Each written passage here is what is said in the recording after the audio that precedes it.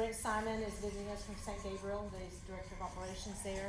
And if y'all could just give him a very brief description of what you do in the parish, as the staff, we'll get started and he'll do some introductions and get things going.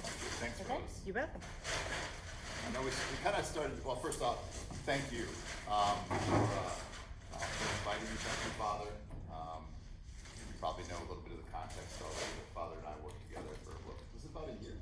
I guess it was a year at St. Gabriel, and he just asked me to kind of listen and share a little bit today, so we can do a little more of that here in a second, but we can repeat what we did a little bit. Yeah, I'm Conrad, and I am Associate Director of Youth and Young Adult Ministry. So I help with mostly young adult ministry in middle school. And I am Christy, and I'm the Director of Children's Ministry. And I'm Kim, I'm the Parish Database Administrator, and also coordinate paperwork and baptisms.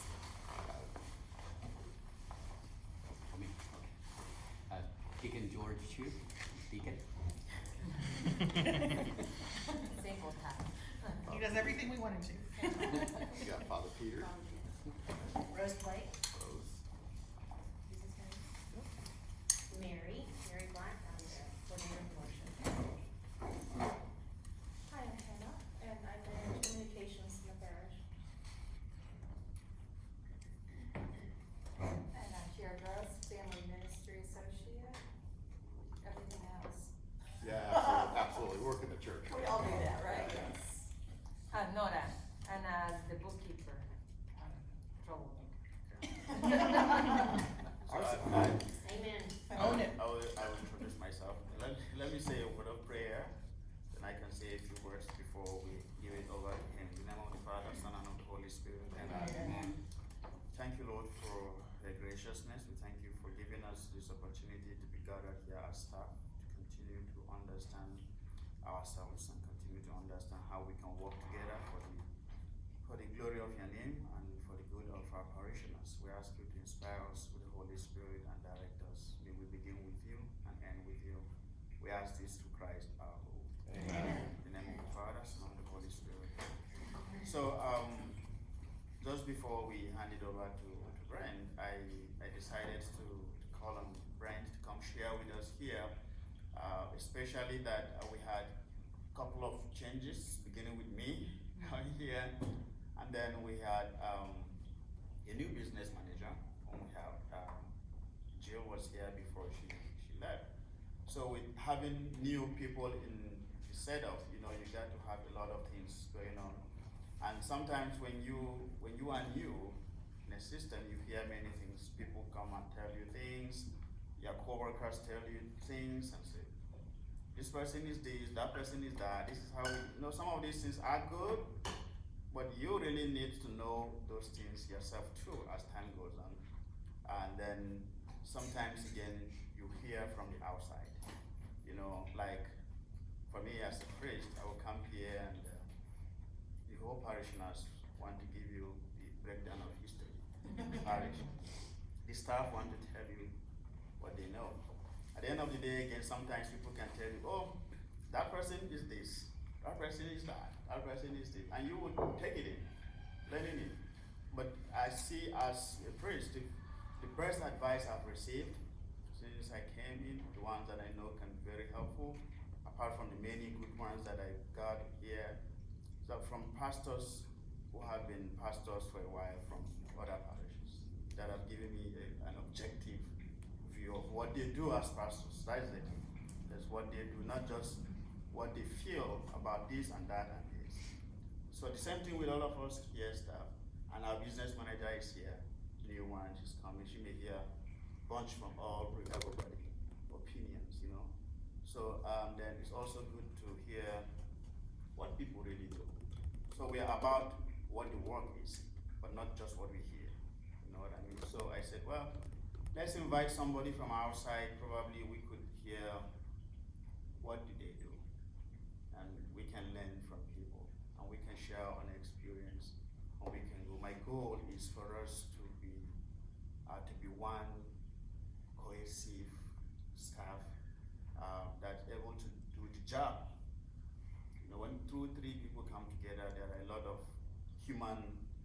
things that come in there. Human things come. You know what I mean? But when we know about this, appreciate them, but then we think about what we are here for. Each person, what each of us is here for. That's what is very important. Beyond what you feel with the other person. So this is what I want us to do here, to be able to hear from an experience outside of whatever we hear from ourselves, so that we can walk across being the people that God wants us to be in this place. So Brent here is somebody I know, and I've seen how he works, and I appreciate his work. As we talked together, I told him, he said, well, I'm not setting expectations, that's him. He said he's not here to set expectations. I said, yes, you're not really coming to set your expectations on my staff. But I think indirectly, if my staff listen to you very well, that could be my own expectations. Because if I'm able to work and feel this is my own responsibility now, probably I like the way it was operated, and I feel in my head I want to operate similarly. So I want to give us the opportunity to be able to hear from the outside. So you can take it from here. So thank you again, Father Vikas and everybody else for sharing some time with me today. By background, and the question got asked before we got started, I've been with St. Gabriel for 3 years, so I joined back in 2019. I was 32 plus years in the corporate world. Sales leadership in the technology space, right? So information technology. And in 2017, I just decided I'd had enough. And it's not that I didn't like what I was doing. And I was blessed to actually have really, really good jobs. And it took me a long time to get there. And I still can't tell you today as we sit here why God put me on this planet. But what I did discern back then, and it was kind of 2015 to 2017, was kind of, as I was thinking about it, what I realized is that wasn't it. So I don't know what it is, but that wasn't it, right? To run around and sell software to people that they may or may not need. So I just left in 2017, went to enrolled at University of Dallas to get a master's degree in theology, and not knowing what I would do next, whether it was for pay or not, whether it's full time or not, whether it was in the church or not, but as the Spirit would have it, right about the time I was thinking about, okay, I'm just months away from graduating, what should I do next? It wasn't 3 weeks later where somebody who was a relatively new friend of my wife and I, but we were going out with them, which what makes it even funnier. It won't be probably funny down here in the South, but I'm from Michigan and I'm a Michigan grad. And well, our office is full of Ohio State Buckeyes. I mean, literally, we have 3 people on staff and their husbands that are Ohio State Buckeyes. Well, this was a recent friend who's a Buckeye, and we were going out to her and another one of the Buckeye families. There was, I think, 8 of us going out to dinner one night, and like I said, alcohol was involved. I think I shared that earlier. And now she, by the way, this lady now works for me. And she goes, Brett, did you hear Deacon Mike just retired? Well, we used to live in Frisco, right? So St. Francis was my parish for years. So I actually hadn't been at St. Gabriel Parish that long at that point. I'm like, Susan, I didn't know who Deacon Mike is. I didn't know the staff. I didn't know behind the scenes. She goes, he's our parish director. And she goes, you'd be perfect for that job. I hadn't interviewed anywhere else. I wasn't even quite sure what I wanted to do. And oh, by the way, that's meant they were changing the role to be operations. They were splitting out ministry. And I'm like, well, I'm going to school for ministry. I want to be in ministry. I don't want to be in operations. My whole life as a business leader, operations was who supported me. I had a finance business partner, and I had a HR business partner, and I had people to help me with legal and contracts. I want to be on the front side of things, and there was a lot of discernment of people that were involved in the hiring process, and they said, "We think you'd be better at operations." And it turns out that I feel like I've been prepared my whole life for this job, and I would have been way out of my element on the other side of things. So anyway, that's just a little bit about me. A couple other kind of context. Context is always so critical to me. I'm going to share some things about how we do things at St. Gabriel, but I want to acknowledge up front, look, every parish is unique. Your demographics are unique. Your staff gifts are unique. Your finances, your situation, everything's unique as it relates to that. However, best practices for how to operate are best practices for how to operate, period, full stop.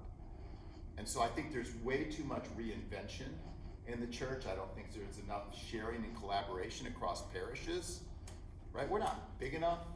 We don't have enough skills collectively to figure out all this stuff on our own.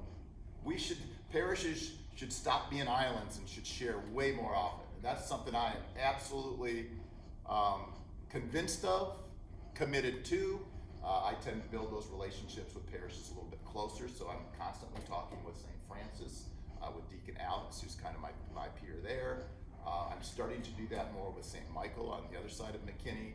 I still have to do a better job, but all parishes should be sharing more. So when Father invited me, yeah, happy to come, because I do think that when it comes to running a parish and operations, and this is from a lot of years in the business world, best practices are best practices. And so that's what I hope to share today, kind of from a number of different perspectives. And I couldn't have had this conversation 3 years ago. I mean, at this point, it's lived experience. It's bringing a lot of business experiences and beliefs into this, but then realizing the church is in many ways different. The biggest way for somebody who's new from the outside is how personal it is, right? In business, even your employees, most of it's arm's length. You know, they're acquaintances. Some of them become friends, but you don't see them on the weekend. You don't see them at mass. So it's just, everything's much more personal, which means, relationship-wise, the stakes are higher. But at the end of the day, best practices are best practices. So before I jump into my outline, any hopes for today that any of you would want to share? If I could help address, it would make the time valuable for you, whether they're tactical questions or any particular goals for this meeting. How you marinate together the spirituality with the administration. I love that. Love that question.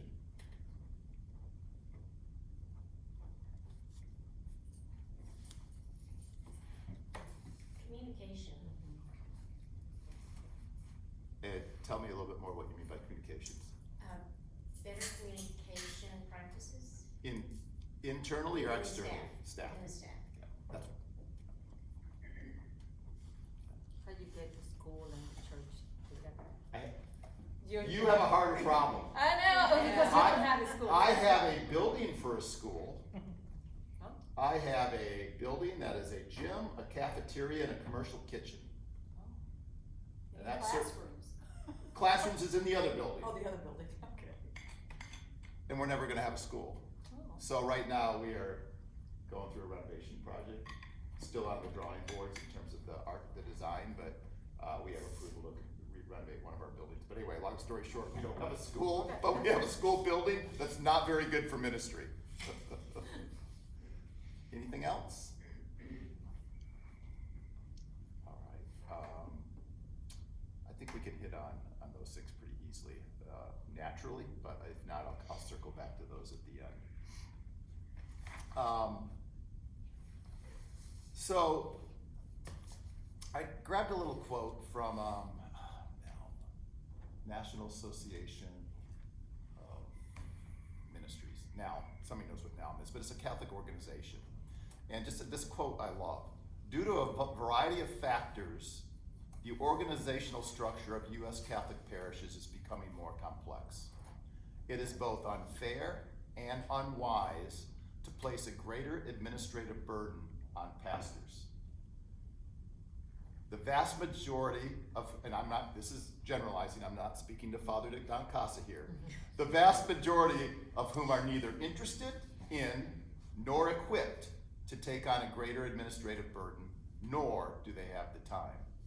The parish model of the future will rely heavily on a professionally trained business manager assisted by a professionally trained and dedicated parish finance council.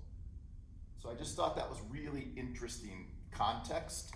And so that sets the table for me to talk about, and I just call it the office, right? The business office, some people call it administration, some people call it operations. It doesn't matter if you have any business world experience. There's front office and back office. I'm talking about the back office. That's what we're talking about here. And what's the work if you're being totally objective? It's working on the temporal resource side of things of parish ministry, making sure that we have transparent and responsible stewardship of resources. I'm not saying money, it's resources. Here's my interpretation, and this is my credo as a business manager. The office is here to remove administrative burden from the pastor and from those doing ministry, so that clergy can shepherd the people, and our folks that are, their paid job is ministry, right? Can evangelize, form, save souls. And so that is the job of the business office. How can we make that easier? How can we make, yes, we have to be responsible with the resources. It's all the financial stuff, that's table stakes. You don't even need to talk about that. That's a given, but that is a really low bar. The purpose of administration is making it easier for everybody else to do the important job of the church. That doesn't mean we don't all have our own. Here's the other, why I draw that distinction, I find that purpose. Make no mistake, we're also in ministry.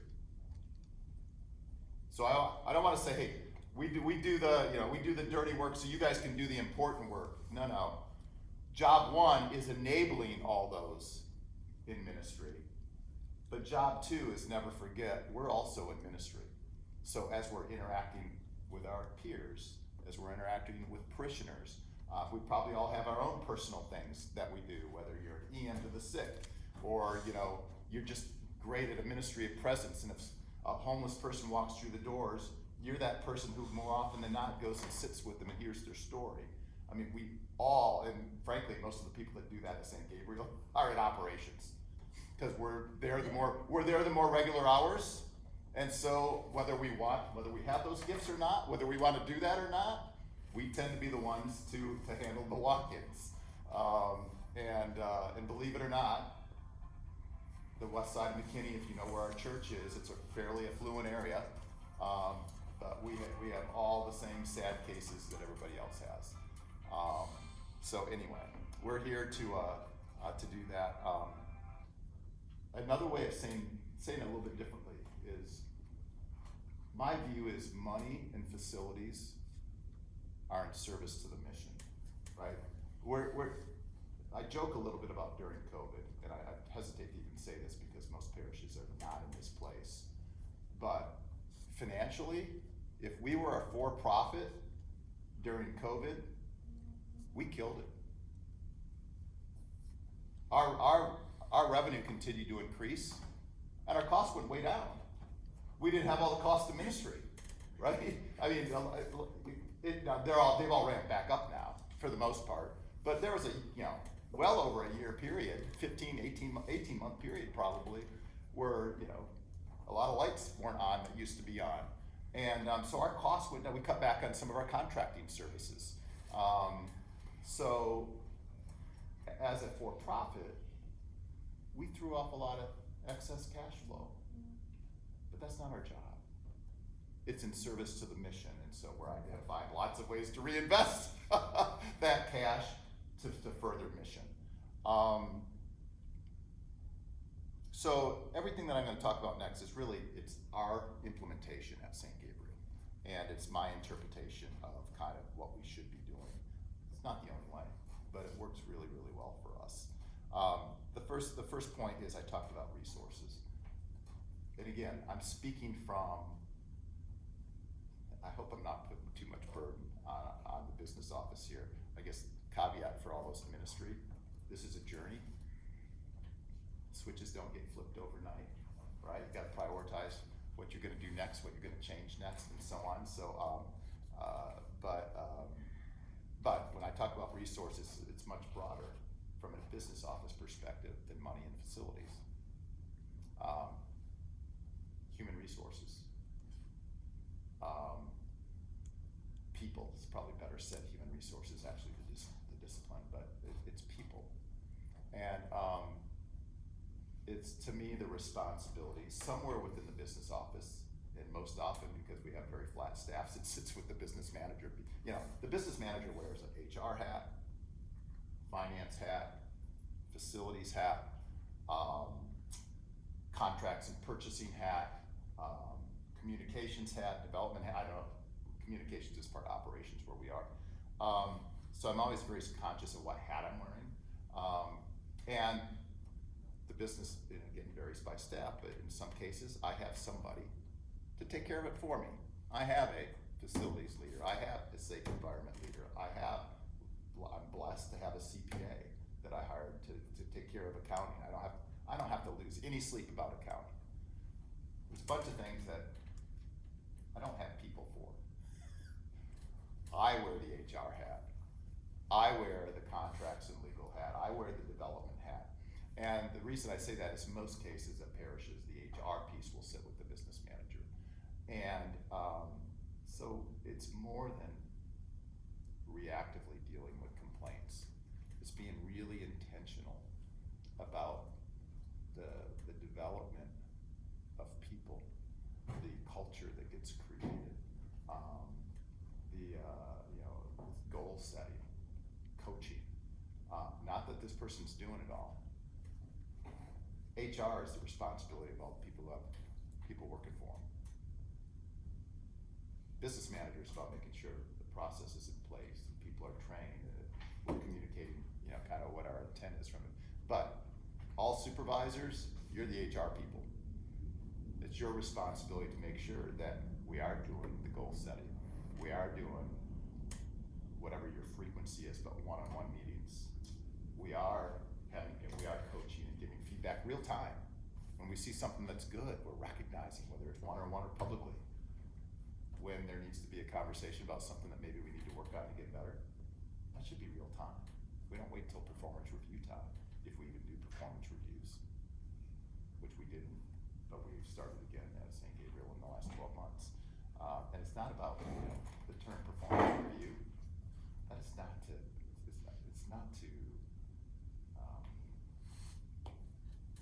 it is to hold people accountable, but performance review should not be a scary thing. It should be a good thing. It's an opportunity where, hey, together, we've said, hey, this is what's important for the next year. Throughout the year, we're working on these things. We're having regular conversations about these things. So there's no surprises. And at the end of the year, we kind of put a bow around it and say, how'd we do? What did we learn? And based on all that learning, what are we going to do next year? Is there any training or development? What are the new goals we're going to set? It's just, these things just become habit. But it's over time, if this is the priority amongst all the other priorities that need to get set here, because this might not be at the top of the list. It wasn't at mine for 2 years. And then all of a sudden, it's like, because we were in pretty good shape. I used to do performance goal setting and reviews, and then it became kind of a routine thing that nobody was getting anything out of. They were doing it robotically. If you're going to do it that way, don't bother. And so they let it die before I got time to polish that back up again because we're functioning well. What are we gonna do to take it kind of to the next level? So people is part of what I call resources.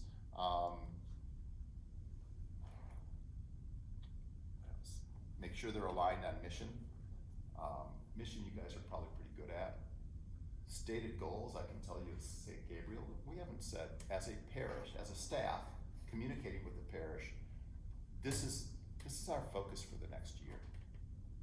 We're changing that. We just had a strategic planning session last week, and we're going to say, this is the most important thing we're gonna work on. Doesn't mean everything, it's a cop-out if we're afraid to say something's important, because it implies everything else isn't important. If we say, which we are gonna say, the biggest focus for the staff in the next year is Sunday experience. That doesn't mean our adult Bible study on Thursday night's not important. We're gonna keep doing all the things we've been doing unless it's something we should just stop. But naming something means it's what's gonna get talked about at our weekly leadership meetings. We're gonna see how we're doing. We might not be checking in on Thursday night Bible study. We're gonna check in on everything we said that was important underneath Sunday experience, whether it's the children's programs on Sundays, it's the music on Sundays, it's the family formation opportunities we offer on Sundays. That's the stuff that's gonna occupy leadership, because that's the power of naming what's important. We're not as susceptible to the tyranny of the moment, to the tyranny of the urgent. We're gonna spend our time on what's important. Sometimes that's hard because people say, well, I don't see my thing up there. Your thing's still important. That's a departmental or functional goal. That's important.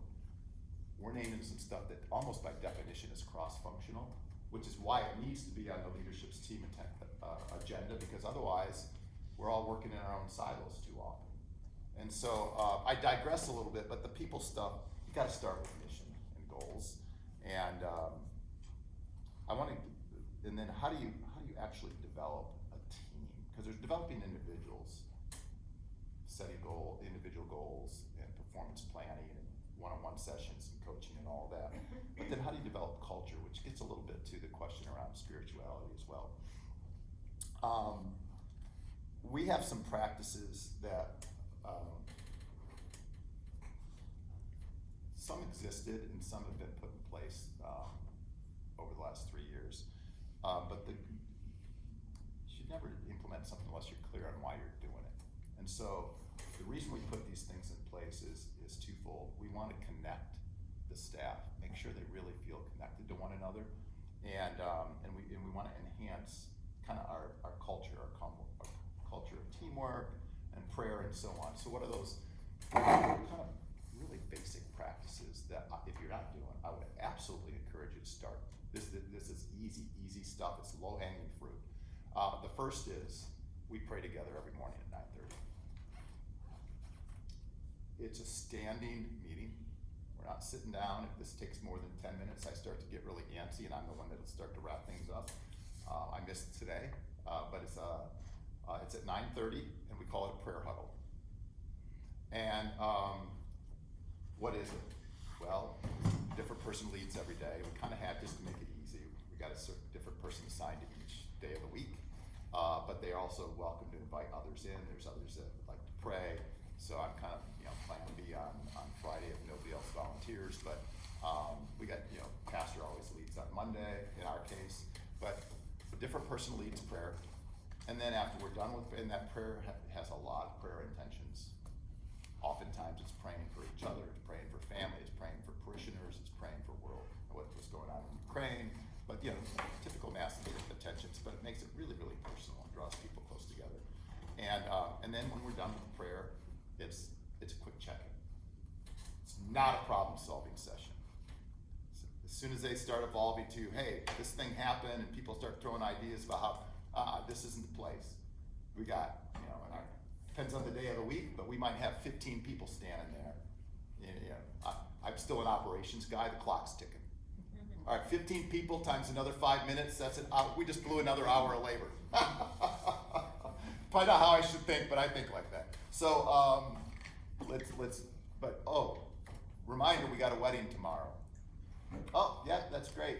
Hey, did somebody notice, before we came in here, there's somebody out in the lobby that just whatever it is, silly stuff, but it's a quick check-in, 10 minutes, done. Standing meeting, there's no sitting down, you can get comfortable. We've even got to the point where during COVID, of course, we all had to change practices, right? So we are huge Microsoft Teams advocate users now. We've totally transitioned everybody to laptops. So we truly have a mobile kind of, we're probably not as mobile as most corporations, but I mean, we can react now, storm, whatever. We had a couple days with ICE this year. Grab your laptop on the way out, work from home tomorrow, no big deal. But because we were virtual for the first year of COVID, prayer huddle took place over Teams. And now, even people on their day off, they don't want to miss it. So now, even though we're in the office, we set up a laptop or a phone every day. It's somebody who wants to come in remotely for that 10 minutes. So now we do that hybrid. So anyway, so one is the prayer huddle. The second thing we do periodically, regularly, is we have a one-on-one, I don't call it a staff meeting because we have staff meetings in our departments. I call it an all-hands meeting. You could call it an all-staff meeting, but it's bring everybody together once a month. It could be over lunch. You bring your own lunch, which is fine. Occasionally we'll have lunch brought in. We have one meeting tomorrow, and one of our staff members is very grateful for some things that have taken place over the last year, so she's buying lunch. She wanted to. We do three things. During lunch, however it's provided, we pick a topic and we just talk about it. Rather than a full-on, go around the horn and see what everybody has to say. We've had really, really mixed results with that. It gets really long, and some people are, like me, get antsy about it. Can we move this along? So we said, let's have a directed conversation. And so we have lunch, and we pick a topic that we just want people to reflect on, and they talk about it at their little lunch table, and then maybe we kind of come back together for any observations. But for example, the strategic planning session we just had, where we talked, staff hasn't even heard this yet, by the way, that the next year we're going to focus on Sunday experience. Here's a long list of things that we haven't yet prioritized. That's our next meeting, but these are some things that we're going to talk about might fall underneath that. And we're just going to share that with them. Here's where we are, full transparency. What do you think? I haven't talked about it very much, so that's just an example. Then we follow that up with, and this is new. This is where we learn, we iterate, we change, we roll with it. But there was some feedback that, boy, these meetings are good, but they're pretty business oriented. Now, we always pray before and we pray after, but you wouldn't say the meetings were spiritual, kind of back to the question earlier. And so we're like, well, okay, what would you like to see? And so now we've kind of gone, we're kind of a strict formula now. We'll tweak it, and we're not religious about the time, but kind of that 30 minutes, kind of guided discussion, 30 minutes of spiritual prayer development, I'll call it. The first two, Lectio Divina, and a different staff member led each of those two sessions. This next time, because we're sharing the vision, we got another person who's kind of leading a little reflection that's going to help us pray into that vision. And so we've allowed 30 minutes for that. And then we got 30 minutes for the business topics, where I feel like, man, you're really squeezing me here.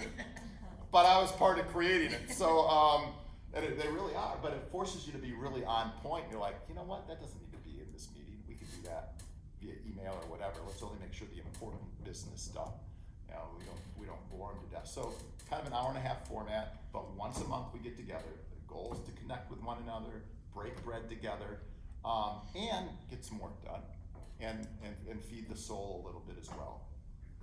Speaking of feeding the soul, so I've gone from daily to monthly to now brand new practice, quarterly staff mass. So over the last year and a half, we've had two beautiful experiences. One, Father Don Zeeler, I had his 25th anniversary of ordination last summer.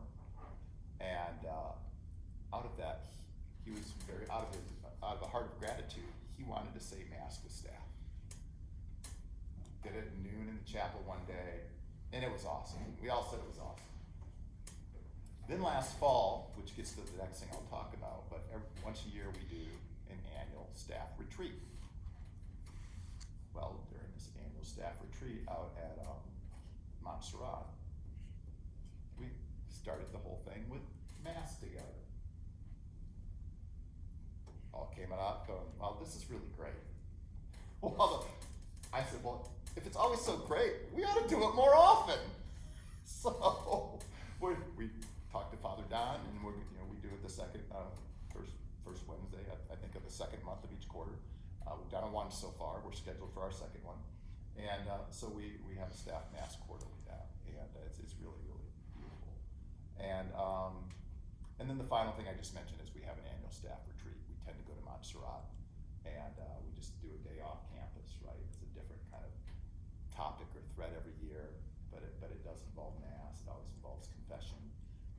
It always involves prayer, and so anyway, those are some practices that really over time really do draw people together, and you really get to see the other side of people and so on.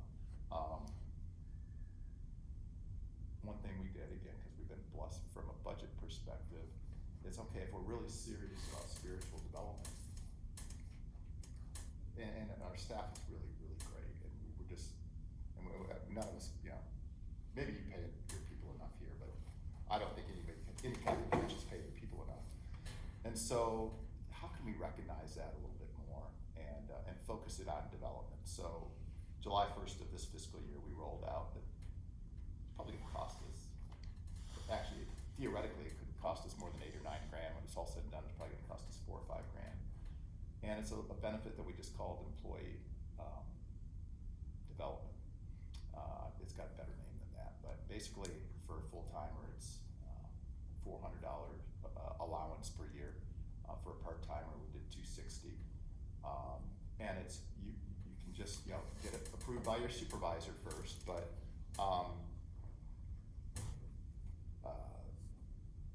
you could spend up to that amount on, maybe it's a certification program through UD. We've got one person who's done several of those now, and it's relatively cheap, but we'll cover the cost. But the way I came up with those amounts, frankly, was retreats. A 3-day retreat at Montserrat, they run $130 a day. A 3-day retreat's $390. I rounded to $400. So our allowance pays for a 3-day retreat for a full-timer, a 2-day retreat for a part-timer. That's where the $260 comes from, not $250.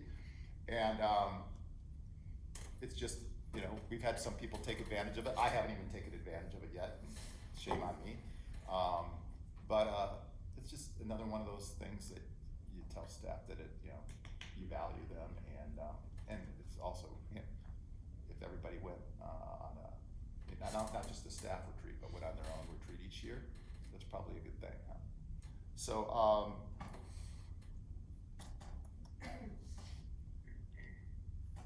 people. I talked about goal setting, one-on-one meetings, all that stuff. Now, the people stuff, there's probably absolutely nothing new there, and there's probably lots of things that you're not doing because most parishes are not doing, right? So that's not to be critical at all, we weren't doing. But I think this next one, is actually, it was more of an aha for me. And we all know about people as resources, money as resources, facility as resources. But I don't think we spend nearly enough time on time as a resource. And what does that mean? This is really, it's not operations responsibility, but this is an operating topic. And we all operate every day. Operate just means we're doing our job. And pure and simply means we're working on the right stuff. Just means we're working on the right stuff, and everybody's got a heart of gold. If you're working in the church, you're oriented maybe a little bit differently than others. Particularly if you've been in ministry your whole career, you might not have had exposure to stuff that I just take for granted, right? I mean, I also happen to have an engineering undergrad, so I mean, kind of process and optimization and prioritization is just kind of in my blood, but it's not. What I've learned is it's not necessarily in everybody's blood, and that's where goal setting at the leadership level, goal setting at the departmental level, goal setting at the individual level. If this isn't about, boy, I've got a track record now, if you're not doing well, no, that's not what this is. This is about us all getting aligned, and when there's a trade-off decision to be made, which we have to make every day, probably every 5 minutes, we're making a trade-off decision. Maybe it's not a big one, maybe it's what do I work on next, or maybe it's a big one. Are we gonna fund this or that? Well, how do you answer those things if we don't know what the goals are? And what I find is, we all know the mission, right? It's to make disciples, it's the Great Commission. And we all know kind of what our to-do list is for the day. But in between, there's a whole lot of room. Make disciples isn't very actionable. We need to keep coming down a level in our goal setting till we get to the point where it's actionable. And we can actually, and it guides what we do next. And so there's just some basic operating mechanisms that need to be put in place if we're really going to, with limited resources, have the greatest ministry impact. And so goal setting is one of those at every layer. We don't have to be professional goal setters. Smart goals, we've all heard smart goals. You try to make them time bound and measurable and all that. And if you can do all those things, that is ideal. But it can be nothing more than saying, this is what's important at the parish level for the next 90 days or the next 12 months. This is what's most important in youth or children's or administration, whatever. Just say what's important. And then when you start your day or you plan your week or you look at the next thing on your to-do list, make sure the thing you pick's aligned with what's important, because we're driven so often by interruption. And by the way, doesn't mean we should not respond when the homeless person walks in or somebody who's really just lost a loved one. No, we drop everything for that. But we don't drop everything for some of these other things that are really just, we all have consumerist parishioners, right? Not all of them, but we live in a consumerist society. They want to be served.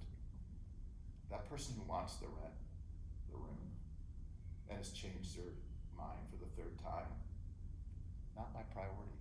I'll get to it. They might get mad at me. But I've said these things are important. I've acknowledged that I will drop everything for some small set of things, ministerial things. But I'm not responding the way I used to respond to these kinds of things. And I think you have to kind of, those answers may be different for each one of you based on your responsibilities, but what I think the business office can do is help put the right operating mechanisms into place, to set goals, to have a weekly leadership meeting of some sort, where you talk about how are we doing against those goals. Those aren't strategic meetings, those are weekly operating meetings. If you're not doing them weekly, they can be every 2 weeks. You gotta start somewhere, but we said this is important. Now let's meet regularly to talk about how are we doing against this? Should we be recognizing any efforts? Should we be taking any corrective actions? So I think working on the right stuff. And I've always known this, but I didn't really lead into it till recently. But I view the business manager's role, and it could be somebody else on staff who has the gifts. So, but I view my role, at least in our situation, as the process expert, not expert, the process. I have process responsibility to make sure these things are getting done. I'm just another voice when it comes to setting the goals, but I am the voice to to see that this work gets done. You know, Father Don, he's 100% relationship. You know, what's living your strengths? He's all 5 of his are upper left, relationship.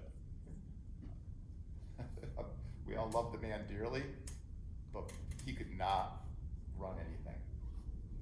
Anything. I don't know how he balances his checkbook, I really don't. But that's okay. He's supposed to be the shepherd. My responsibility is to make sure this work gets done. The point being, sometimes it's tough to get him to commit to like what's most important, what's the goal, and so I have to pastorally as I can. Father Don, we talked about this last week. We talked about it the week before. Can we do this? But then, which is related to another function. And again, I think this function needs to exist.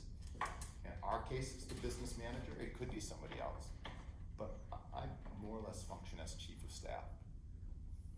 Not everybody reports to me, by the way. So our structure, we've got worship, ministries, and operations. But I function across all of that. I mean, if Matt, who runs ministries, he's got a question, he's not running to Father, even though that's who he reports to, he's running to me. But what do I mean by chief of staff? I make sure that we're saying what's important. I make sure we're meeting regularly. I make sure we're making progress. You know, I'll work outside our meetings across the staff if there's, you know, work that needs to be done to advance the, somebody needs to make sure that, you know, we're keeping the trains running, right? And so I do that as a function of the business office, at least where we are. So what is, you know, when I talk about the right stuff, and I promise I'm getting close to the end, it's why, what, and how. So when I think about why and what, why is kind of, the big why is the same for all of us, right? It's the Great Commission. But we all say it differently, so whatever your mission is here, that's the big why. And then that just drives what your goals are, your most important things are, and I call those what. And then the how is those operating mechanisms you put in place, your weekly leadership meetings. They may be weekly meetings within your own department. I have a one-on-one meeting every Friday with the pastor. So we've got our leadership meetings, then I've got the one-on-one meeting, and that's all part of that. What I mean when I say operating mechanisms, that's the how. How are we making sure that we're achieving what, we're making progress, you know, week by week. There's also a lot of sharing in this process as well. We do subscribe structurally to the amazing parish. We have a parish leadership team, and we meet weekly to do this stuff. And so there's a lot of conversations that go on there, but we need to make sure we're sharing with the broader staff. We're getting input from the broader staff. You heard me talk about we're doing that at our all hands meeting tomorrow. That just needs to be in our DI. Whatever decisions are made there, what's our plan to communicate out to make sure everybody knows what's going on. I think sometimes people think, you know, every one of these meetings, you know, they're missing out on something. Come on in if you want to see what you're missing out on, but we're going to put you to work. I mean, it's just work. Those meetings typically are not strategic meetings. It's like there's a question on the table, we talk about it, what are we going to do about it? That normally doesn't require lots of input. And if it does, it's obvious it needs input, well then we're going to go get the input. But communicate out what was decided. And then there's oftentimes when we have to make sure we're thinking through communicating with, you know, do we need to communicate with PPC, Finance Council, the broader parish, and what have you. But it's all about gaining alignment with the why and the what, the mission and the goals.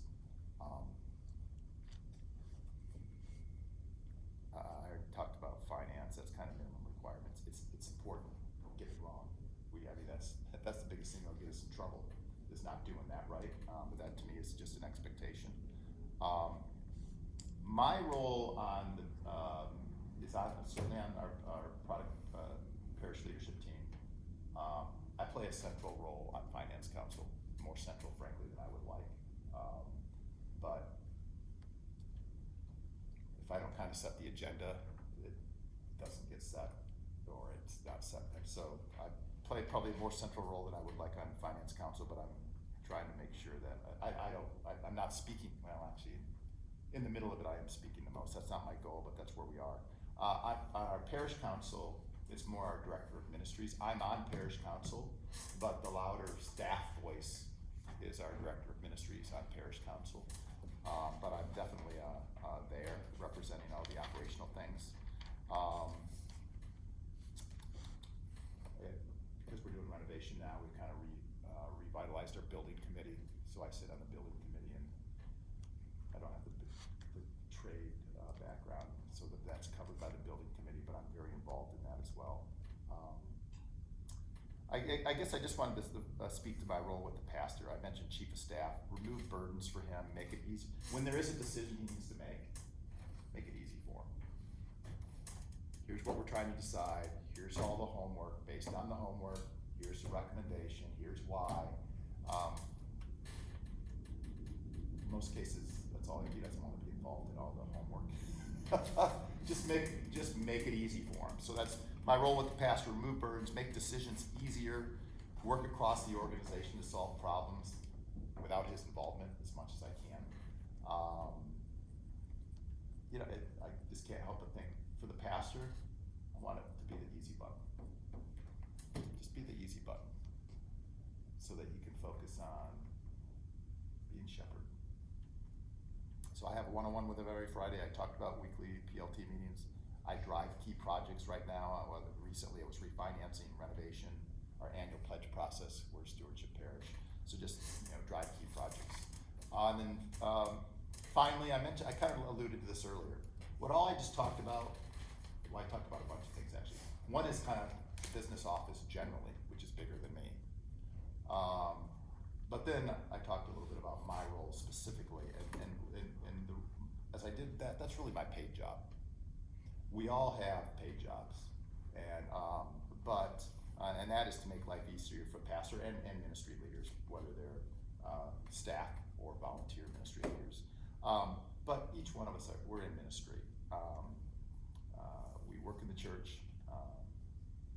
We're each here to do our part to help thy kingdom come. And so that's it. To go back to Mary's spirituality and administration. Some of that is to make sure, and this is, I think, a fairly recent improvement for us. Not every meeting, but most meetings start in prayer. We've got a prayer huddle, which I think is big for at least for us, for infusing spirituality into our workday. But I think this recent change on our our monthly all hands meetings, making them less business and more prayer centric. I guess the short answer to that is I think we do a lot of things pretty good. The staff mass is part of that. But you just have to check yourself that you're not doing just kind of the minimum requirements. Pray before a meeting, pray before meals, but we're actually injecting prayer, injecting reflection, meaningful prayer time, Lectio Divina. Of course, many of you are probably all of you are way better at this than I am. But when I look at my staff, many of them, right, they're in adoration. They're taking stuff to prayer. That's kind of DNA for a lot of staff. It's not DNA for everybody. It hasn't always been like that for me. I'm a work in progress there, full disclosure.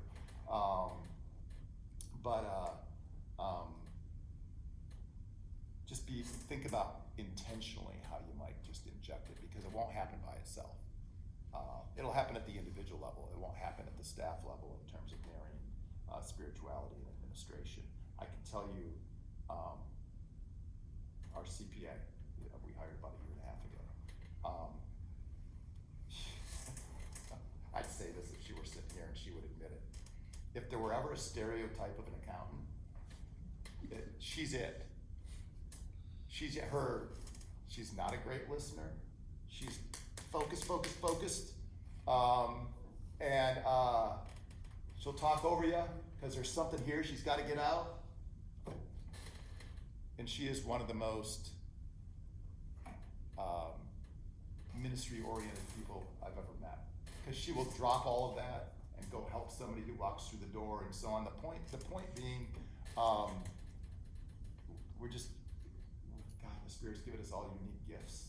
I don't even know where I was going with that story, other than Amy just cracks me up, but, she is. Ours just walked out the door, just want you to know. Oh my gosh, she's a hoot. Communications with staff. Who asked that one?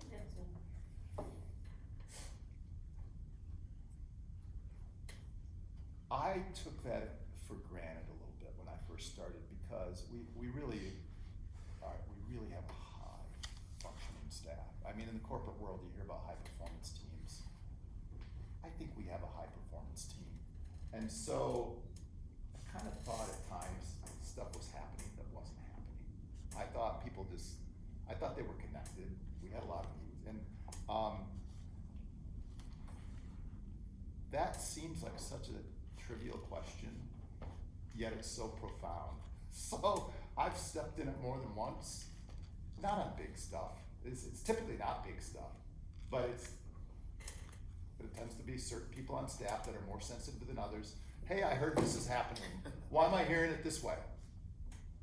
Well, gosh, we spent like 30 seconds on that in a meeting. We didn't think it was a big deal.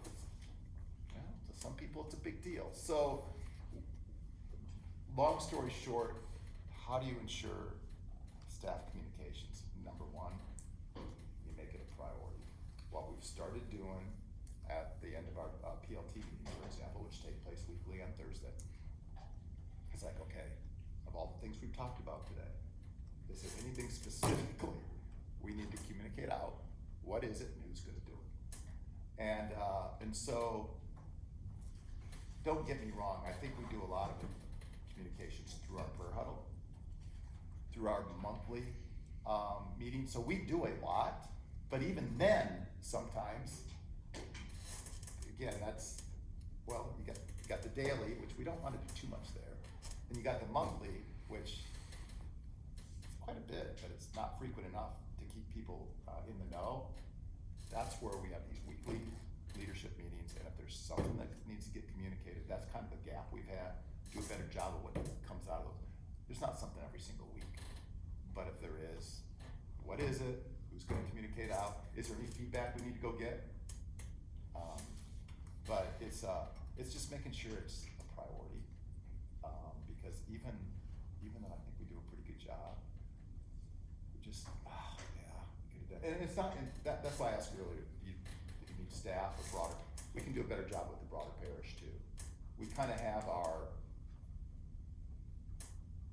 flywheel stuff, right, with the weekly flock note and the bulletin. We do a pretty good job with that. But it's that project-oriented, that kind of out-of-band stuff you do, goal setting, renovation, capital campaigns. It's a new program. It's the stuff that's kind of out of band that we need to do. We can do a better job of communicating to the parish as well. Now, I'll tell you right now, we're struggling. For example, of renovation and capital campaign. We haven't launched capital campaign, but it's more renovation. We've got some preliminary plans, and it's always been tough to get people's attention.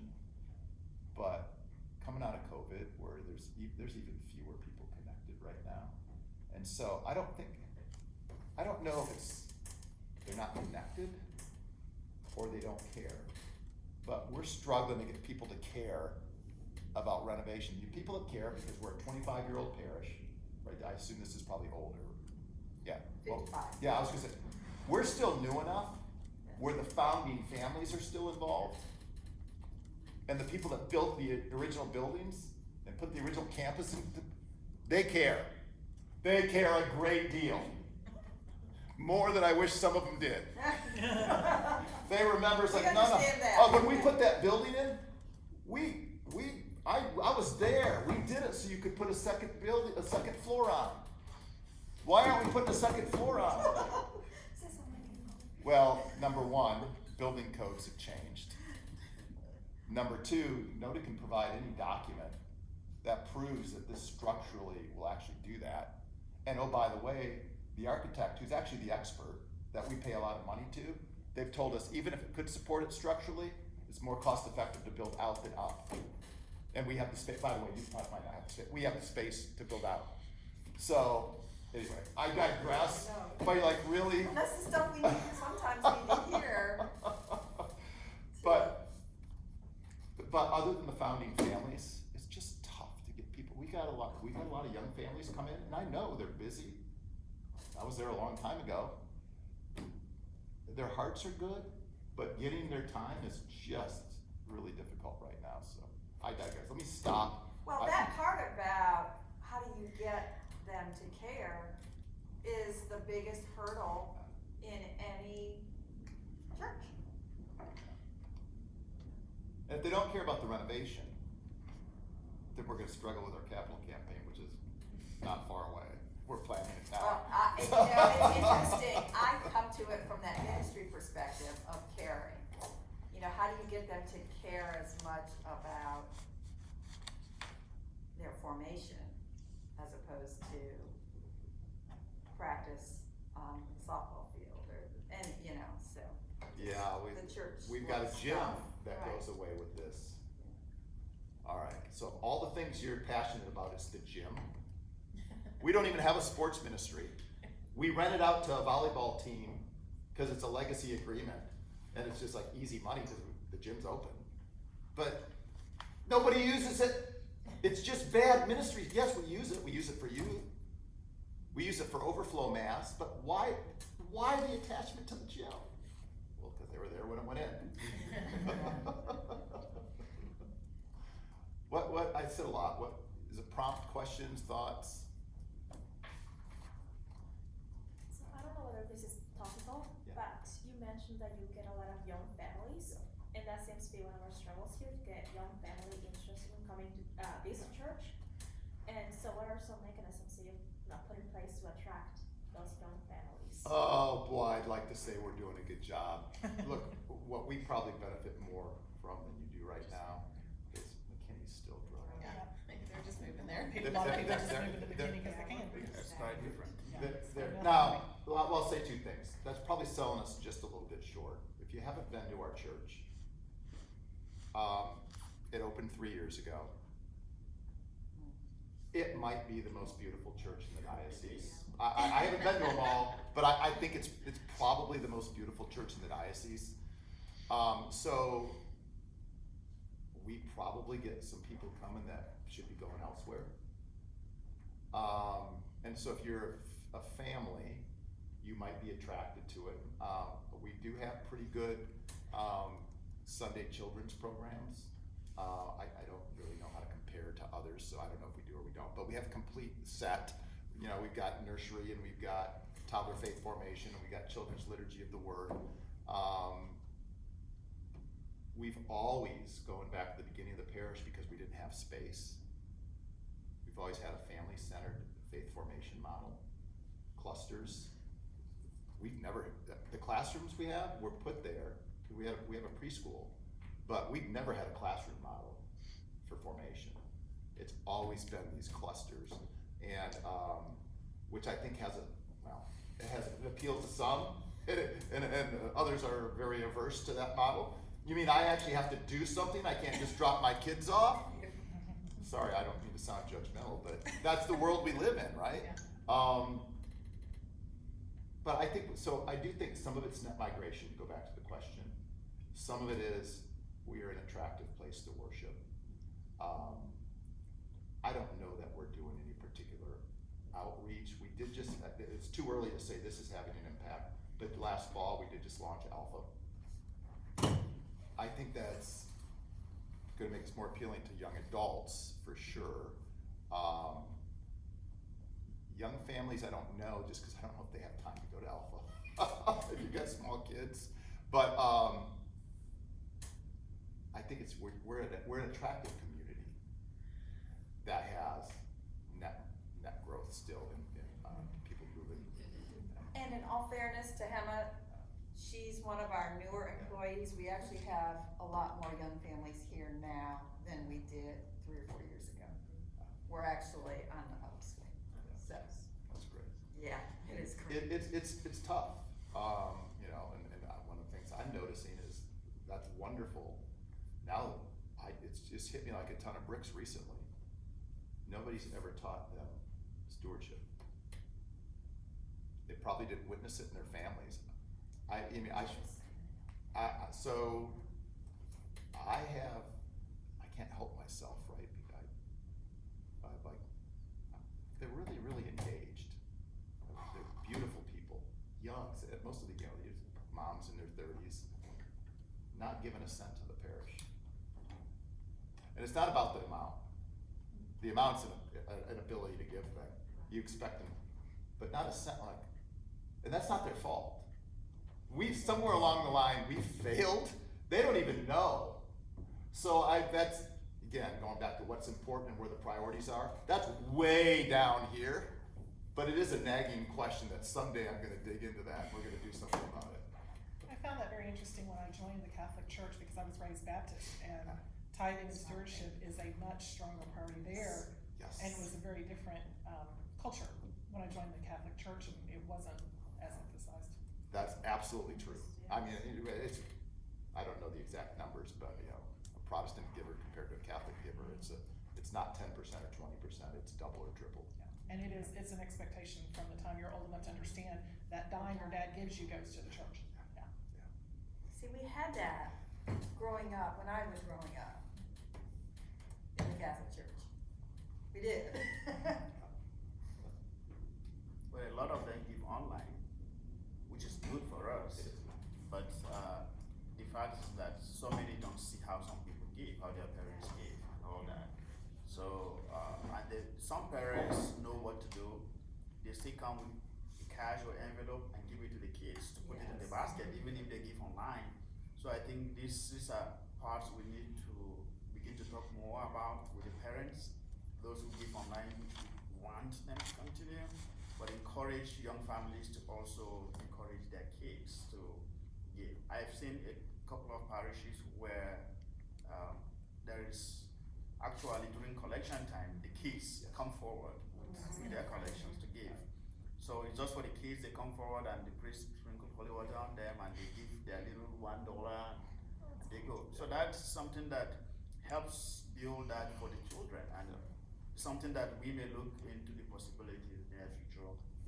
Just encourage young families to let their kids out there to see what they're learning. Yeah. Well, and that part of me mourned the loss of dropping envelopes each week because that does model tithing to the children, and I refuse to, and our business manager and I went around and around the previous one about that, how if we're tithing, giving back to God, it's that physical, sacramental type, making visible the invisible part of offering to God. It was important to me.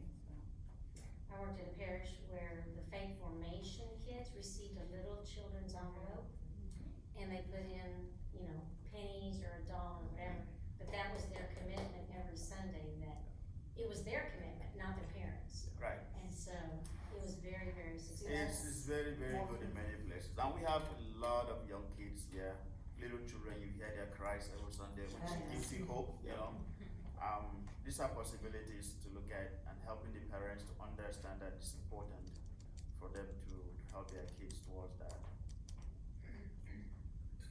But it is getting the parents to go to mass. Yeah, well, for those who come, just keep working with them. Yes. That's part of the reason we are gonna focus so much on Sunday experience. Oh yeah, you know what? Black? Yeah, just half. Black? Yes, black's great. Awesome. Yeah, I like to let it sit there for a while and get nice and caramelized. Nice and I as soon as I walked away, I forgot. I can't remember. You can stand your spoon up and run your car on it. Anybody else going up? What was I? Where was I taking that? The Sunday experience. Oh, Sunday experience. So we had a revelation a couple of months ago. Father, you can stop this at any time, by the way, because I'll go all day.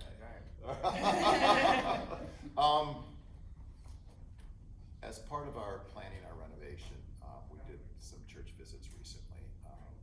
We went to St. Rita because we all know St. Rita, but we wanted to see their commons area again. But more importantly, we wanted to see some Protestant churches. So we went to Prestonwood, and we went to Cottonwood Creek in Allen. And great, we learned something from each of them. But coming home that day, what really struck us was that this shouldn't be learning, but you just almost have to see it. Cottonwood Creek in particular, but many Protestant churches have these beautiful, I'll call them welcome or reception areas outside their worship space. And of course, we're Catholic, we have a narthex, right, which is beautiful for its own reasons, but it doesn't let you do the things that reception space does outside of a Protestant church worship area. So coming back, we started talking about, because we had a certain floor plan in mind with the cafeteria gym building is actually attached to the church. So we have doors that connect into the north hallway. Our Bishop Kelly Center, he was the founding pastor, so we have a Bishop Kelly Center. That's where the parish hall, parish offices are. That's just across beyond the street. The reason I say that is we had a certain layout in the community center, the gym area. And also we started thinking, boy, if we flip that into the cafeteria space, which is more proximate to the church, and we had our nursery there, and we had an enclosed play area with controlled access during Mass, and then surround that with this reception area like you would see in a Protestant church, that would encourage people after Mass to sit, have a conversation, have a cup of coffee. It's in your flow. It's going to be particularly appealing to families who are going to be flowing through there anyway. Now, we still have the main entrance to the church, but now we're kind of creating an alternate way in. Anyway, long story short, the Sunday experience, we're like, well, if we're thinking about the gym by Sunday experience, there's probably a whole bunch of things we actually need to be doing more important than the space. Like, what are our offerings going to be? And if we're going to have that completed by a year ago, the summer of 23, we need to start working on those things right now, which is why that's emerging as our most important thing is, if we're going to design space for the Sunday experience, we better do a better job of describing what we want that Sunday experience to be. But I guess I got there because we're really modeling that part of that space, part of that experience on what our Protestant brethren do really, really well. They do community really well. Yes. Well, I believe always that, as we said at the beginning, for every church to grow, we have to look around other churches and see what they do, what can we get out of this, and what can we give out from ourselves. And I think by that will help us to be able to have some cohesion in the parishes and learning from one another. Being in several parishes of different sizes, looking at them, you can see that that beautiful sense of cohesiveness. And I think for here, Holy Family, of course, which has a lot of parish churches around us, we live in a competitive environment. Really? Yeah. I mean, we have just Catholic parishes here.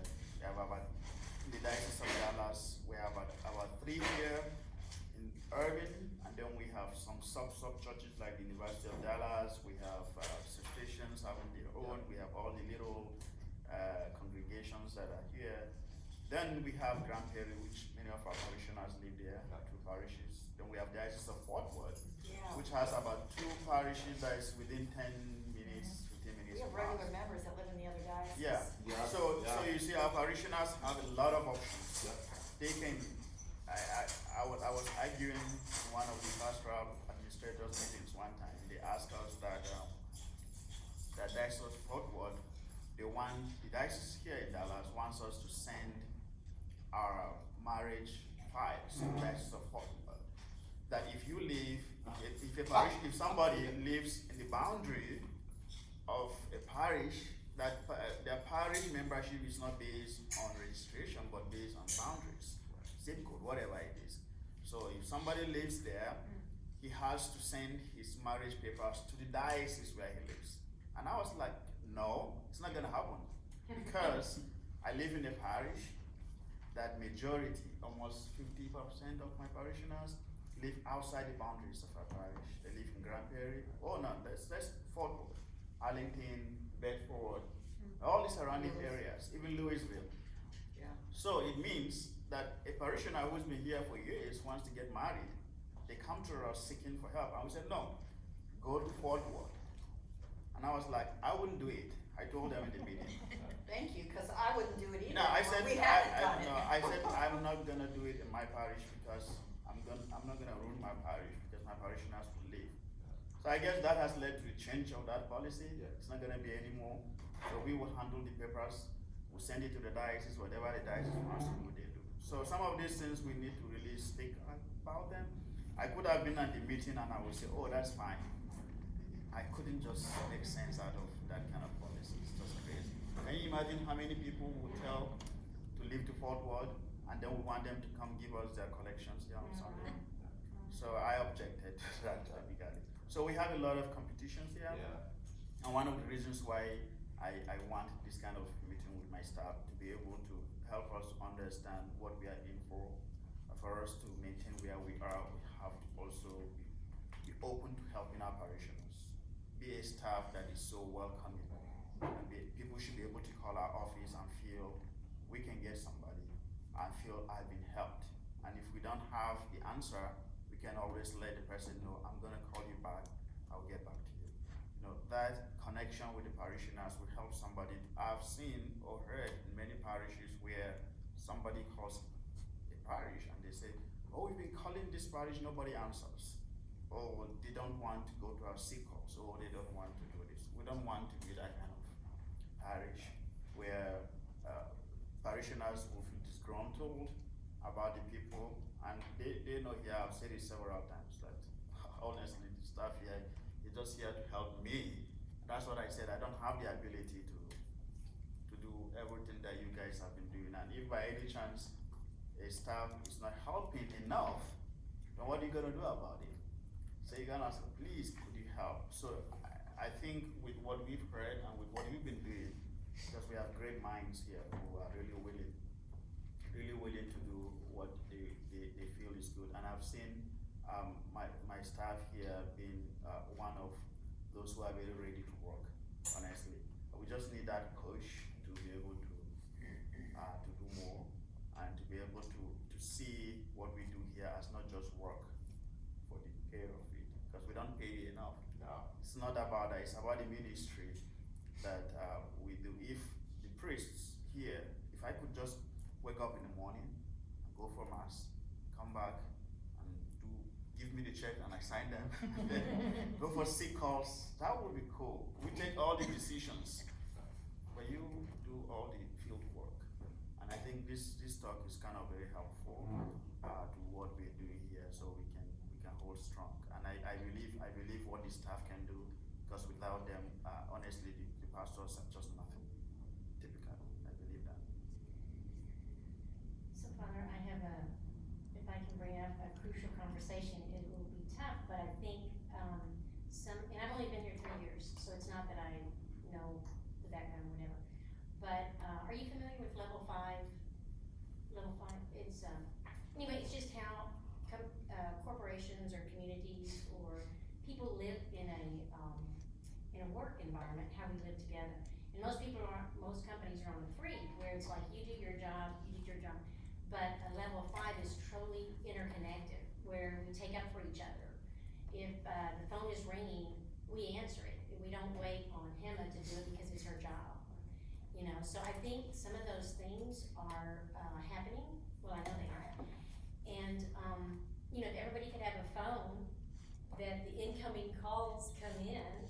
I mean, it's as simple as this. If the incoming calls come in, everybody is responsible for answering them. Hema's job is not less important than my job or Sharon's job or whatever, you know.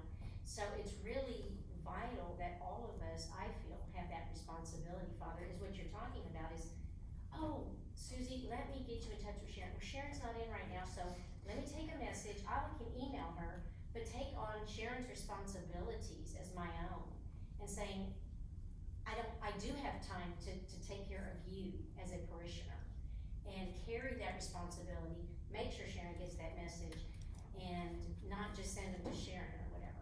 If I need to send them to Sharon, yes, of course, but it's that interdependency that I think we are lacking as a staff, and that's why I think communication and responsibility intertwined. It's not just a matter of communication. It's a matter of that interdependency, that we are working as a staff for that person, not for my job. And I think, that's one thing that, when it works, it's beautiful to see. I've been in those environments and it's unbelievable. I just love working there. But it's really hard to get motivated when I keep answering the phone and, and knowing that's not in my job description, but it is in Hannah's, and I see in her, when she's communication, she's got a big job. And when she keeps answering the door and the phone, she can't do her job, but all of us get to do our jobs, And so it's a bigger conversation that I think we need to have, rather than just communication. Give it to somebody else. I think so is that you who take the phone all the time? So when Wendy's gone, I take the phone. Yeah, I Okay. do too. yeah, but when you're there, No, what when I'm what there. Mary is saying is very important though, but just to encourage us to be sure, I never thought that that would be one person's job, and if that is in Hema's job description, I think it's just part of it. Answering the phone is actually not just like the communication person, because it's communication. Job is a work of everybody who is available at that point. I remember when I was appointed here and I called this office, I personally called the office and tried to get somebody to talk to. And when the phone rang until it gets to a point, Nora picked it. And I was almost thinking nobody's gonna pick my call, and I was like, is that what they do in this office? But she picked it, and I spoke with her. So I think it is the responsibility of every one of us, except me, probably. I'm not Peter, but every one of the staff, I think it's our responsibility to not allow the phone to keep ringing until it finishes, and you're sitting right in there. And maybe it's something you need to look at among yourselves, and now we have a new person here. There you go. She would sit down and see how that can be worked. I really thought that was resolved ever since, but if it isn't, then I think Rose is something you got to work on. Well, and it's something that, the thing is, when we were talking about communication, and some of the things that we need to talk is that people are in that side of the office, and in this, we are in this side of the office, and so I don't see, like, for my problem, my thing is that I don't see when people leave over there. So if we can, if you're leaving, and you're in the other side of the office, just communicate to the person, to everybody else, hey, I'm leaving, so I don't wanna be able to answer the phone. When Wendy leaves, sometimes she tells me, sometimes she doesn't, so she just leaves, and I assume she left.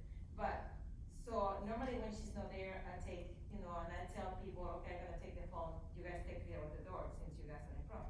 But if we can communicate when everybody's leaving, just to know that if we get the phone call, well, Sharon left, okay, she's gone for today, and then just, and that's what is important. That way we know, like, if Wendy, me, and him are gone, and the phone rings, but the rest of the people don't know that we're gone, then they cannot answer the phone. They're thinking that we are gone.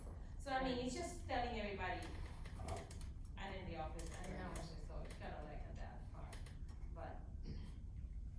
Yeah. So, this is great. No, first off, it takes courage to put a question on the table. Then, of course, what do we wanna do? We all wanna jump in and problem solve, right? And actually, to that degree, is probably great. But then I'm just modeling now an operating practice. So I would say, okay, great discussion. Sounds like the issue is real. So, who's got ownership for it? I would say Rose does, unless she assigns it to somebody else. But hey, there's a little body of work that needs to be done here. What are we trying to accomplish? Who needs to be involved in that conversation? Now let's not let this thing linger. In the next week, 2 weeks, let's have this thing figured out. Do we have a technology problem? Do we have an expectations problem? Do we have a training problem? those are the questions we don't know how to ask Oh. and discuss Oh, sorry. adult-like, because we all start walking on each other. And that's where the process person needs to say, stop. Stay focused on the issue. We all have the same intent here, right? If you have to double check for that, double check for that. The intent is what? Go back to what the intent is. I would go back to some things the Father said earlier, is parishioner experience. It's not my job, your job, it is parishioner experience. Or it is that person who needs help experience. And as part of it also, employee experience, staff experience. That's in there too. But that's not at the top. It's important, but it's not at the top. Your personal experience. It's parishioner experience, pastor's experience, the person who needs help's experience. And hopefully I come across fairly pastoral. Right below is that corporate personality that will never go away. It's like, we're gonna solve this, right? And no excuses, stop with any of the personal, no baggage, right? We got here, it's nobody's fault, but this is where we are, and we're gonna find a better way moving forward. And everybody's gonna have a voice, or not everybody who needs to have a voice will have a voice. But those are the kinds of things that will, if you don't address them, they'll sit in people's craw, they'll affect working relationships, they'll affect personal relationships. And I don't wanna minimize this stuff, but I'm gonna minimize this stuff. It's silly. Because our mission says that's not the stuff we should be spending this is a relatively, it's major for the person it's impacting. But it's just an operational thing that's imminently solvable. So let's solve it and get on to the important stuff. But that's where this stuff sounds like business 101 stuff, but it's real. We got something, get the right voices involved, implement it, check back on it, if you need to. That's where these weekly leadership meetings need to take place to say, we said we were gonna do this, how are we doing? So because to your definition, we are level 5. St. Gabriel's level 5. Because we do have, first off, it sounds like you don't have a switchboard, you don't have a volunteer manning a phone. You get the direct calls? No, when, there is a receptionist. Okay. And she's here until 3. But then it rolls over. Okay. Got it, okay, I got it. No, it rolls Got it. So then you have to figure out what that process is. And some of us are limited by old technology. Our old phone system in the next year's gotta go, right? If we were all a cloud phone or something like that, this stuff would be easier. You could define multi-ring and all of that. But the point being, because there was a point, we do have, there are times when the doors are locked, right? Before office hours. So somebody pushes a button and it rings to, I don't think it rings to everybody's desk, but it rings to 6 or 7 different desks, including mine. You never know who's gonna pick it up, but it gets picked up by the second ring. Nobody's waiting for anybody else. The first person who's not on the phone or isn't, in the middle of a really important thought, that's my excuse most of the time. That's all of ours. I wasn't on the phone, but I really had it. But it gets picked up like that. Somebody comes in needing gift cards. They need help. There's one of about 6 people that will respond. It's just whoever's available. They drop everything. If there's a problem, a department needs help, they just naturally jump into help. I'll give you one real example. It's real time. Our director of children's ministry just retired. Paige Sanders, if anybody knows Paige Sanders, she did this forever. She's wonderful, but she just retired.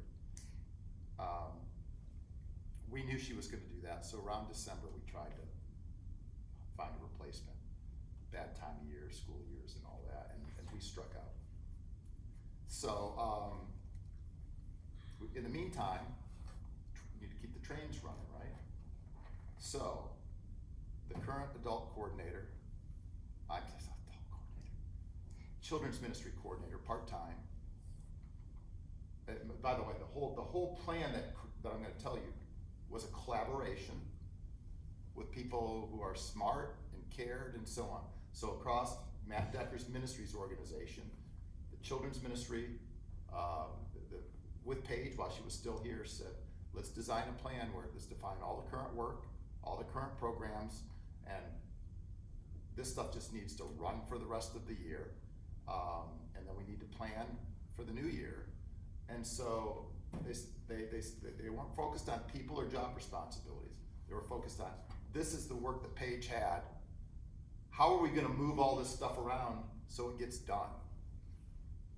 They all worked together, multiple meetings, and ultimately what happened was the children's coordinator was part-time, is temporarily moving up to full-time. The baptism coordinator took on some more work. Somebody in adult ministry, so across ministries now, but because they all love and care for one another, they're like, I'll do whatever you need. She's taking on more work now. There's a fourth person who's somehow taken on from somewhere else. So the point being, the mission comes first.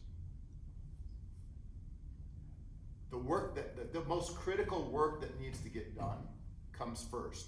I don't know for a fact, but I'm assuming there's some other stuff that's not getting done now because of this shuffling, but it's stuff that was probably less important. So the point being, this level 5 bit is vital, and it's not easy, and it's not gonna happen tomorrow. But our mission comes first. I'm making this up real time, but I would say your teammates, your coworkers in the vineyard are right up there as well. Yes, you've got to get your work done, but don't do this. It's because guess what? That's what you're going to get.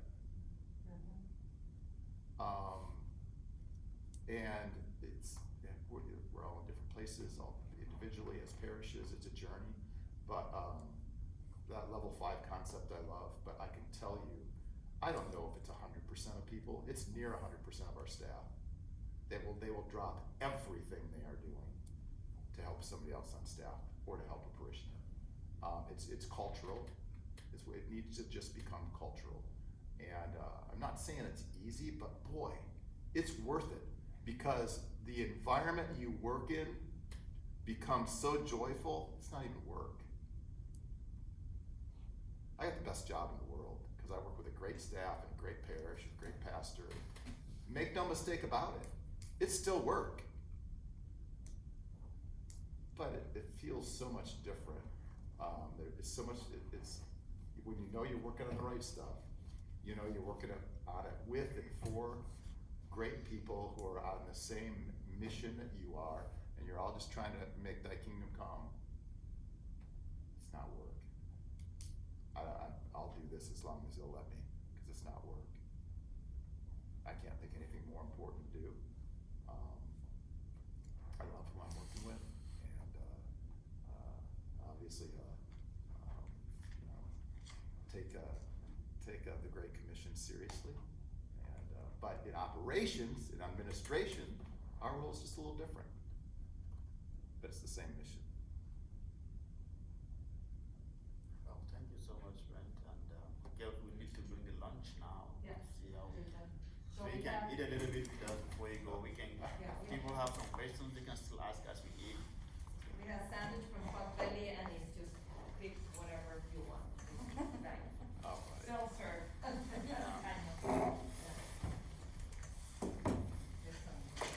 then the book is called Tribal Leadership. Oh, tribal leadership. I mean, Yeah. as soon as you described it, I know what you mean. Again, Yeah. other people will talk about high performance teams and different language, Yes. but I know exactly what you're talking Yeah, about. yeah. It's really, really very interesting. That's 25, 30, 20 years old, 25 years old. Mhm. Yeah. Yeah. I remember when it came out. But it's coming back to realize this is what, how great companies work.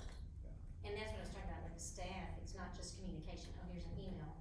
It's culture. That's what you It's said. culture. And And so, it really is. look, I was blessed right out of college.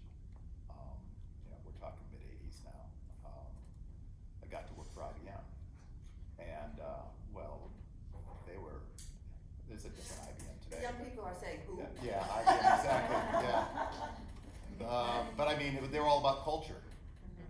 I mean, it just, I got introduced to the value of culture, not just the words, but I lived it, that my bosses, the way we operated, that's where I learned that HR's not HR's job. HR's the manager's job. The HR department's just overseeing you to make sure it gets done. The HR's function was audit, basically, is what that's not how most companies operate, but that's the way it should be. Are we gonna pray first? Okay. But I tell really those In the name of the Father, and the Holy Spirit. Amen. Bless us, O Lord. And these these are are gifts which are about to receive from our Auntie in Christ our Lord. Amen. Father, Son, and Holy Spirit. We're celebrating our new manager's birthday. Oh, Rose, it is? Rose's birthday. Fantastic. Rose's birthday. My last day of my job was my birthday. Yes. Where were you working? I was working, I good? started Should I- working should I end the some recording? years ago for a family-owned insurance agency. Father de Casa, would you like us to end the recording? From 5 people to we can pause it. 65 people. Yeah. Over the years. Cut? Yeah. He We're good. needed to